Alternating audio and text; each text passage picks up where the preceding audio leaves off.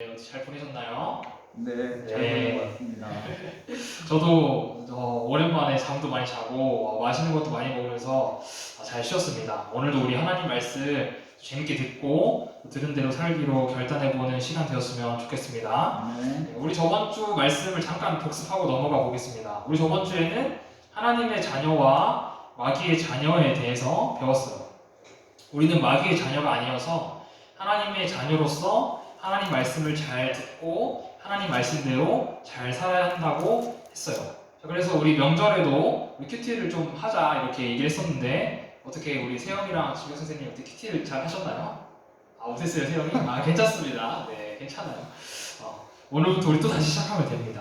자, 두 번째로는 우리가 예수님처럼 진리를 많이 얘기하자고 했어요. 가족들과 함께 시간을 보내면서 하나님에 대한 이야기, 예수님에 대한 이야기를 많이 해보자고 했는데 혹시 가족들과 나눈 이야기들이 있다면 이따 공과 시간에 선생님과 같이 한번 나눠보면 좋을 것 같습니다. 자, 오늘 설교 제목을 전도사님을 따라서 한번 읽어보도록 하겠습니다. 자, 끝날 때까지 끝난 게 아니다. 끝난 게 아니다. 네, 제목이 오늘은 상당히 좀 색다르죠. 자, 이 끝날 때까지 끝난 게 아니다라는 표현을 보통 언제 많이 쓸까요? 우리가? 맞아요. 야구, 스포츠 경기. 맞아요. 스포츠 경기 때 많이 쓰죠. 화면에 보면은 황희찬 선수가 이제 슛을 하려고 하는데 자, 만약에 지금 현재 이 상황이 우리나라가 경기 종료 1분 전인데 1대 0으로 지고 있다고 가정을 한번 해봅시다. 자, 그러면 우리나라 국민들은 이 선수의 슛을 하기 전 어떻게 이야기할 수 있을까요? 끝날 때까지 끝난 게 아니야. 골 넣을 수 있어. 우리 비기기라도 해서 패배를 면해보자. 이렇게 끝날 때까지 끝난 게 아니야라고 힘을 불어넣어줄 수 있겠죠. 사실 스포츠 경기가 아니어도 누군가에게 힘을 주기 위해서 이렇게 힘을 북돋아주기 위해서 사용하기도 합니다. 자, 그렇다면 전도사님은 오늘 어떤 의미로 이 끝날 때까지 끝난 게 아니다라는 제목을 통해서 친구들과 말씀을 나누려고 하는지 같이 본문 내용을 보도록 하겠습니다. 근데 오늘 먼저 본문 내용을 이해하기 위해서는 우리가 11장 1절부터 오늘 읽은 27절까지 좀 전체적으로 조금 이해를 해야 돼요. 사실 오늘 본문만 좀 단편적으로 봐서는 이해하기가 살짝 어려울 수 있기 때문에 자, 우리가 저번 주 큐티 내용이었는데 1절부터 27절까지를 전도사님이 PPT 자료가 있어요. 보면서 같이 한번 빠르게 한번 좀 풀겠습니다. 자, 유대 땅 베단이라는 지역에 나사로, 마르다, 마리아 이렇게 3남매가 살고 있었어요. 3남매가 살고 있었는데 이때 오빠였던 나사로한테 병이 들어서 되게 위독했어요. 그래서 마르다랑 마리아가 사람을 보내가지고 예수님께 제발 우리 오빠 좀 고치러 와달라고 사람을 보냈어요. 사람을 보냈죠. 예수님이 지금 뭐라고 하시나요? 지금은 지금은 안 된다고 하셨어요. 예수님께서 그래서 여기 지금 예수님 현재 계신 곳에서 이틀을 더 계시다가 이틀이 지나고 유대 땅 베다니로 가셨어요. 유대 땅 베다니에 왔을 때 나사로는 어떻게 되었을까요? 이미 죽었어요. 이미 죽은 지 4일이나 지난 상태였어요. 그래서 이렇게 많은 사람들이 슬퍼하며 울고 있죠. 그러고 나서 이제 4일 후에 예수님이 나사로의 집에 오셨을 때 마르다가 예수님을 맞이했고 그렇게 나눈 대화 내용이 오늘 우리가 읽은 본문 내용입니다.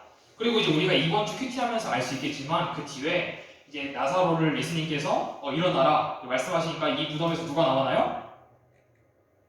나사로가 나와요. 나사로가 살아납니다. 그래서 이걸 이제 이번 주 큐티 하게 되면은 이 내용을 가지고 큐티를 할 수 있을 거예요. 자, 그러면은 우리가 오늘 본문을 들어가기 전에 한 가지 의문점을 좀 해결하고 넘어가면 좋을 것 같아요. 어제 큐티 본문을 본 친구들이라면은 조금 이해할 수 있을 것 같은데 예수님께서 나사로를 향해서 표현하실 때 주님께서 사랑하시는 이라고 표현되어 있어요. 11장 3절에 보면은 주님께서 사랑하시는 이가 병이 들었습니다 라고 되어 있어요. 이 주님께서 사랑하시는 이가 누구예요? 나사로예요. 나사로. 그런데 예수님은 본인이 사랑하셨던 나사로가 병이 들었음에도 불구하고 그때 당장 병을 고치러 와주셨나요? 오지 않으셨나요? 오지 않으셨다 했어요. 이틀을 더 머무르다가 이틀이 지나고 나서야 오셨다고 했어요. 자, 우리 선생님들과 세영이 한번 생각해보면 좋을 것 같아요. 우리 영상으로 보게 될 가연이도 한번 생각해보면 좋을 것 같아요. 내가 사랑하는 사람, 나의 가족이 아파 누워있는데 내가 이것을 모른 척하고 그냥 내 할 일만 할 수 있나요? 혹은 내 사랑하는 사람, 내 가족이 병원에 입원해 있는데 내가 병문안 한 번 가지 않고 남이 아픈 것 마냥, 남이 입원해 있는 것 마냥 모른 척하고 그냥 지낼 수 있을 거 아니에요? 전도사님은 못할 것 같아요. 그런데 예수님은 오늘 예수님께서 사랑하신다고 했던 그 나사로가 아픈데 예수님은 당장 나사로를 고치러 가지 않으셨어요. 그럼 예수님은 왜 나사로를 사랑하는 이라고 하셨을까요? 예수님이 나사로를 사랑한다고 하신 게 거짓말은 아니었을까요? 예수님이 나사로를 사랑하지 않으셨던 것이 아니라 나사로를 살리는 기적을 통해 하나님의 아들이심을 증거하기 위해서였어요. 또한 예수님이 나사로를 사랑하셨다는 증거가 이 본문, 이 구절에 나오는데 우리 11장 7절 말씀을 같이 한번 읽어보도록 하겠습니다. 이후 예수님께서는 제자들에게 다시 유대 땅으로 가자고 말씀하셨습니다. 아멘. 자, 우리 세영이 가연이 한번 기억을 해보세요. 우리가 한 2주 전쯤에 예수님과 예수님의 형제들에 대해서 얘기를 했는데 그때 예수님이 명절에 형제들한테 어떤 유혹을 받죠? 어떠한 요구를 받죠? 예수님 우리 유대 땅 예루살렘으로 올라갑시다. 그때 왜 올라가자 그랬죠? 예수님의 형제들이 예수님을 통해서 자신도 유명해지고 싶어서 자신도 스타가 되고 싶어서 예수님 이제 더 큰 곳에서 우리 기적을 베풀어서 우리 더 유명해집시다 이렇게 요구를 했어요. 그때 예수님께서 가지 않으셨죠. 왜 가지 않으셨죠? 첫 번째는 하나님의 때가 아니라고 했어요. 그 하나님의 때는 바로 예수님께서 십자가에서 죽으셔서 부활하시는 구원의 사건을 말하는데 그때 당시 유대 땅에 올라가면은 유대인들에게 죽을 수도 있어서 근데 예수님이 지금은 아니다 하고 가지 않으셨던 거예요. 근데 예수님께서 지금 뭐라고 하세요? 다시 유대 땅으로 가자. 죽음의 위협 앞에 있는데도 유대 땅으로 가자고 하시는 거예요. 자, 우리 8절에도 보면은 전선이 방금 했던 이야기가 또 나오고 있어요. 하지만 선생님, 방금 전에 유대인들이 주님을 돌로 쳐 죽이려고 하였는데 다시 그곳으로 가려고 하십니까? 제자들도 이야기하고 있어요. 예수님께서 분명히 그곳에 가면은 돌에 맞아 죽으실 수 있는데 너무 위험한데 왜 굳이 가려고 하십니까? 근데 왜 가시려 하신다고요? 무엇 때문에요? 사랑하는 나사로를 살리기 위해서. 나사로를 살림으로 인해 하나님이 영광 받으시고 또 예수님이 하나님의 아들이심을 증거하는 이유도 유대 땅으로 다시 가는 것, 나사로를 살리신 이유 중 하나였지만 가장 결정적이었던 것은 예수님께서 나사로를 사랑하셨다는 거예요. 예수님이 나사로를 사랑하셨다는 것이 거짓말이 아니라는 거예요. 자, 그럼 이제 우리가 오늘 본문을 조금 더 깊게 들여다보도록 하겠습니다. 우리 오늘 본문 말씀 23절을 다시 한번 읽어보도록 하겠습니다. 시작. 예수님께서 말씀하셨습니다. 내 오빠가 다시 살아날 것이다. 나사로가 죽은 지 며칠이 지났다 그랬죠? 네, 4일 지났는데 예수님이 예수님이 나사로의 집에 도착하셔서 마르다에게 첫 하시는 말씀이 내 오빠가 다시 살아날 것이다. 만약에 우리 친구들, 선생님들이 마르다라고 한다면 이 말을 들었을 때 어떠실 것 같나요? 마르다 입장에서는 조금 어이가 없었을 것 같아요. 아니 예수님 분명히 나의 오빠 나사로 사랑하신다고 했는데 왜 그때 제가 요청했을 때 오지 않으시고 4일이 지난 다음에 오셔가지고선 하시는 말씀이 제 오빠가 살아난다니요 하고 어이가 없었을 것 같아요. 우리가 상식적으로 생각해 봤을 때 4일이 지나면 살아날 가능성이 있을까요? 없을까요? 없어요. 끝이에요. 그냥 끝입니다. 전도사님에게도 3년 전에 할머니가 돌아가셨던 적이 있었는데 3일이 지나면은 더 이상 이제는 그 할머니를 마주할 수도 없는 그런 상황이 돼버리는 거예요. 그런데 예수님께서는 나사로가 다시 살아날 것이라고 분명하게 말씀하셨어요. 자, 그렇다면 마르다는 예수님의 이 말씀을 듣고 무엇라고 대답을 하고 있을까요? 자, 24절을 같이 한번 읽어보도록 하겠습니다. 시작. 마르다가 대답했습니다. 마지막 날에 있을 부활 때 제 오빠가 다시 살아난다는 것을 제가 압니다. 아멘. 상식적으로 나의 가족, 나의 친오빠를 잃어서 너무 슬프고 정신이 없을 것 같은데도 마르다가 정말 담담하게 정말 훌륭한 고백을 합니다. 이렇게 고백할 수 있었던 이유는 무엇이었을까요? 첫 번째는 마르다에게는 부활신앙이 있었어요. 부활신앙. 우리 친구들 부활신앙이라는 단어 들어봤나요? 부활신앙은 우리가 다시 부활해서 우리가 죽음 이후에 부활해서 내가 하나님과 영원히 살 것을 믿습니다 라고 고백하는 것이에요. 그래서 우리가 방금 읽은 24절에 나와 있듯이 마르다가 마지막 날에 있을 부활 때 제 오빠가 다시 살아난다는 것을 알아요. 제가 믿어요. 라고 이야기하고 있는 거예요. 마지막 날에 있을 부활의 때가 바로 예수님이 재림하시는 그 순간을 말하는 것입니다. 하지만 믿음의 고백을 했는데도 불구하고 마르다의 현재 상황은 결과를 바꿀 수 없는 끝난 게임과 같았어요. 21절을 보면 마르다가 주님께서 여기 계셨더라면 제 오빠가 죽지 않았을 것입니다. 라고 이야기하고 있어요. 마르다 입장에서는 내 오빠가 위독하더라도 살아있을 때 오셨으면 희망이 있었을 텐데 이미 죽고 난 다음에 오셔가지고는 그렇게 말씀하시는 거는 희망이 없다라고 이야기하는 거 있는 거죠. 이렇게 절망에 빠져있는 마르다에게 예수님이 뭐라고 말씀하실까요? 우리 25절과 26절을 같이 한번 읽어보도록 하겠습니다. 시작. 예수님께서 마르다에게 말씀하셨습니다. 나는 부활이요 생명이나 나를 믿는 사람은 설령 죽는다 해도 살 것이며 살아서 나를 믿는 사람은 그 누가 되었든지 결코 죽지 않을 것이다. 내가 이것을 믿느냐? 예수님은 부활이시자 생명이세요. 우리 몇 주 전에 배웠어요. 예수님이 생명이시라고 배웠어요. 그래서 23절에 내 오빠가 다시 살아날 것이다 라고 이야기하는 것은 곧 이렇게 말씀하시는 것과 똑같아요. 어떻게 말씀하시는 거냐면 마르다야 마지막 날에 부활할 때까지 기다릴 필요가 없어. 내가 생명의 주인이자 생명 그 자체인데 내가 나사로에게 지금 당장 생명을 줄 수 있어 라고 말씀하시는 거예요. 마르다는 부활 신앙은 너무 잘 가지고 있었어요. 그래서 부활의 개념을 단순히 미래에 있을 일의 개념으로만 생각했던 거예요. 그래서 지금 나의 오빠가 살아날 것이라고 생각하지 못한 것이었죠. 그런 마르다에게 예수님은 자신이 생명의 주인이시기 때문에 내가 지금 당장 너의 오빠를 살릴 수 있다라고 말씀하시는 거예요. 자, 우리 친구들은 이 세상을 살아가는 데 있어서 무엇이 가장 필요하다고 생각을 하나요? 전도사님이 생각해 봤을 때 전도사님은 생명인 것 같더라고요. 생명. 사실 우리가 아무리 돈을 많이 가지고 우리가 아무리 유명한 사람이 되고 아무리 좋은 회사를 다니고 좋은 회사에 좋은 대학교를 다녀도 결국에 우리가 생명이 없고 우리가 죽게 되면 그것은 다 의미가 없기 때문이에요. 그런데 그렇게 가장 중요하고 필요한 생명의 주인이 누구라고요? 예수님이라는 거예요. 그럼 이 말은 무엇이죠? 결국에는 생명이 있는 모든 사람들 그리고 생명이 있는 존재에게 가장 필요한 것은 예수님인데 곧 예수님이 이 땅의 모든 것의 주인이 되신다는 거예요. 자, 그렇다면 오늘 설교를 통해서 하나님께서는 우리가 무엇을 깨닫기를 원하실까요? 첫 번째로는 우리 세영이도 그렇고 가연이도 그렇고 선생님들도 각자 이렇게 나름대로의 기도 제목이 있을 거라고 생각을 합니다.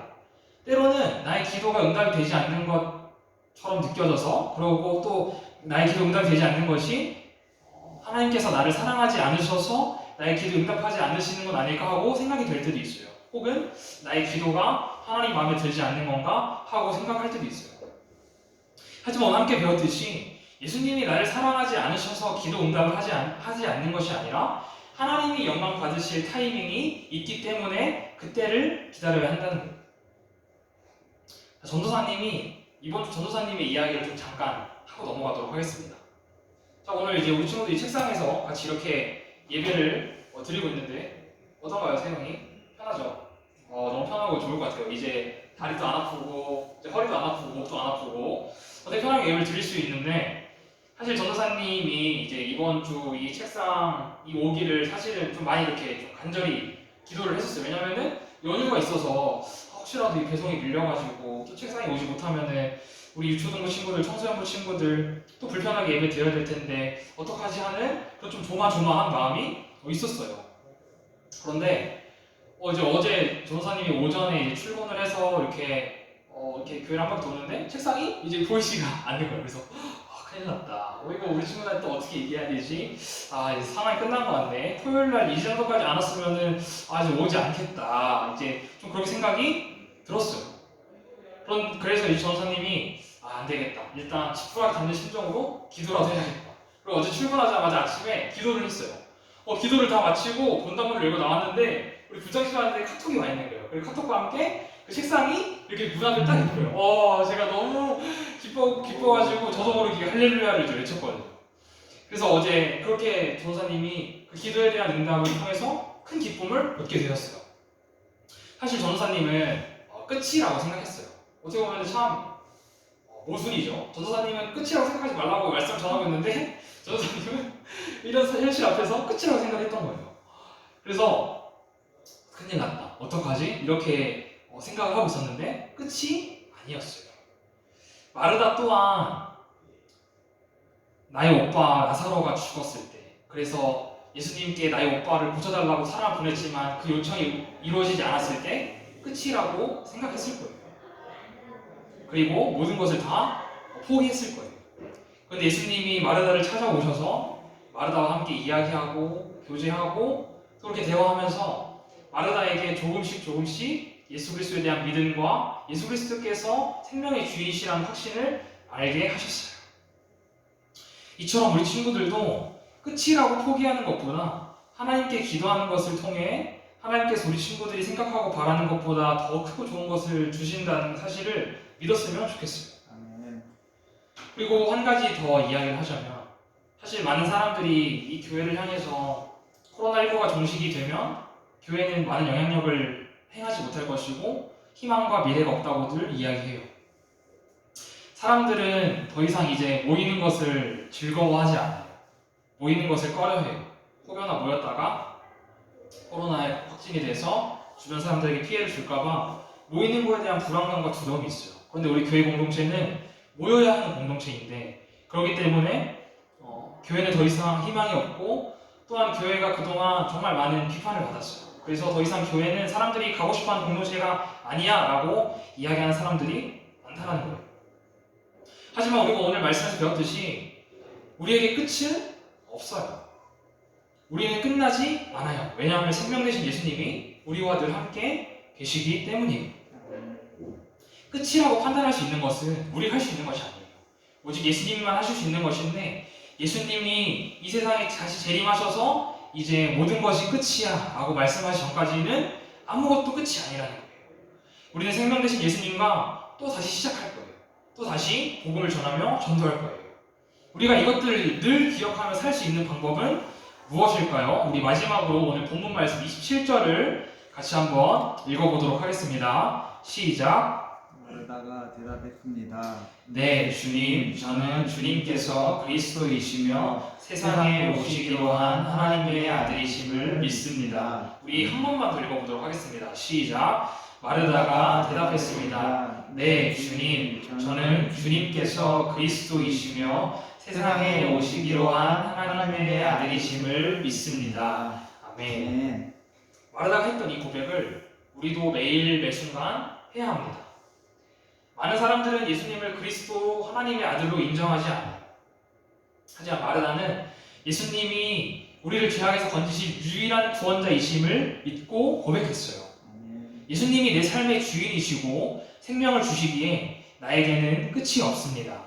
나는 매일매일 다시 새롭게 시작할 수 있습니다 라는 마음을 가지고 마르다의 이 고백을 늘 되새기고 끊임없이 고백하면 좋겠어요. 그래서 한 주간도 우리가 끝까지 포기하지 말고 생명 되신 예수님을 더 붙잡고 하나님이 주시는 기쁨을 누리게 되는 우리 청소년 친구들과 선생님들 되기를 간절히 축복합니다. 아멘. 네, 전사님이 기도하겠습니다. 하나님, 오늘도 우리에게 귀한 말씀을 이렇게 듣게 하시니 감사합니다. 하나님 아버지, 우리의 기도가 응답이 되지 않아서 포기하고 싶고 또 때로는 하나님을 원망하고 또 그렇게 모든 것을 놔버리고 싶은 순간에도 하나님, 그것이 하나님께서 우리를 사랑하지 않으셔서 응답하지 않으신 것이 아니라 하나님께서 영광 받으실 그 타이밍을 위해서, 하나님이 영광 받으셔야 하는 그 타이밍이 있기 때문에 우리에게 또 한 번 그 기다림을 허락하심을 믿습니다. 하나님 아버지, 우리가 그래서 끝까지 생명 되신 예수님을 붙잡고 포기하지 않는 믿음의 삶을 살아갈 수 있도록 도와주시옵소서.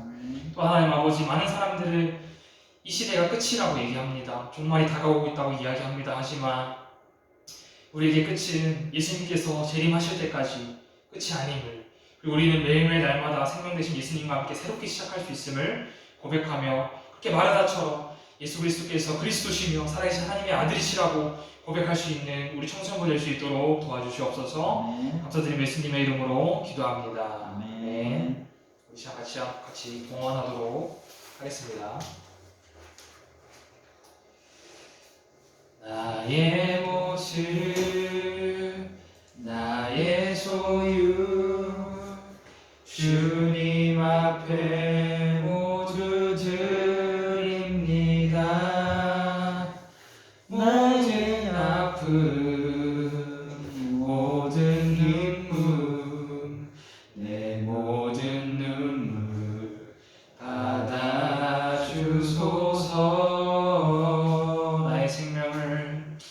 나의 생명을 드리니 주 영광 위하여